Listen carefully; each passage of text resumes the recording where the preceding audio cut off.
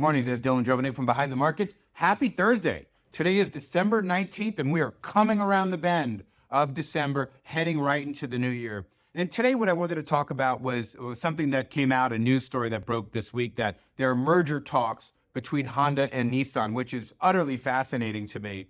Because what's happening here, and this is a story about three things: the Chinese auto market, electric vehicles, and software. And I'm going to take them one at a time. And I thought this was a very good way to help folks understand competitive strategy. So basically, over the past 20 years, Honda, Nissan, Volkswagen, General Motors, and American and Western car companies have really invested heavily building up their auto operations in China. And China's internal companies have really started to rise and to outcompete these companies on price. So basically what's happening is Chinese consumers, incentivized by the Chinese government to buy local car companies from local suppliers, they've been moving away from companies like Honda and Nissan towards Chinese companies like BYD. They've really incentivized their people, and that has put so much pressure on companies like Honda and Nissan to cut costs, close factories, and to merge, so that by merging, they get economies of scale. They can compete better, lower cost, and really able to push back competitively against these Chinese companies. So you have basically two companies, Honda and Nissan, that are really trying to bulk up so that they can push back and compete more effectively. The other reason that this is happening is more than half of the new cars sold in China are electric vehicles, which is really quite astonishing. They're way ahead on the EV front.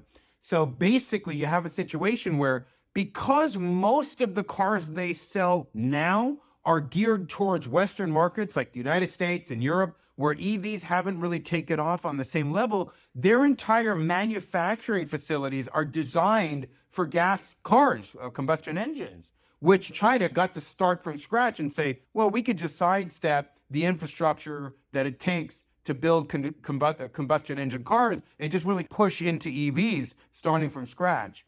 And basically, these companies have been forced to really keep focusing on their existing customer base, which is focused on gas-powered combustion engines. So they've had a massive disadvantage in that area. The other thing that's really interesting is how this is affecting the rest of the world. General Motors wrote a $5 billion down. You have Nissan and Honda that are closing plants in China and trying to merge or bulk up so they could respond to China. And also Volkswagen is planning to close factories and cut tens of thousands of employees. And this really is interesting. This is what caused all these protests in Germany and the fall of their government, which is creating a lot of political upheaval, which really harkens back to the political upheaval when China entered the World Trade Organization in 2001. And you got to remember something. China comes into the World Trade Organization, and the Western countries, Europe, America, and all these countries, they hear a giant sucking sound. And that's manufacturing jobs that just left these countries and went right to China and made China rich and really hollowed out our middle class.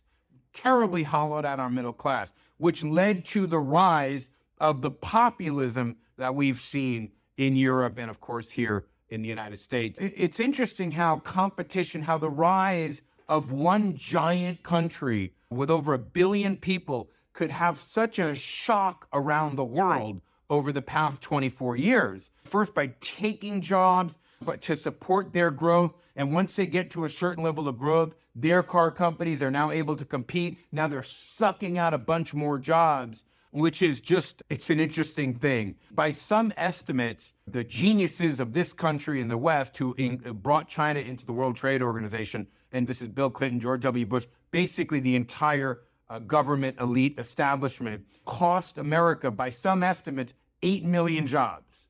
8 million jobs over the past 24 years. 8 million jobs. No wonder people are so freaking angry.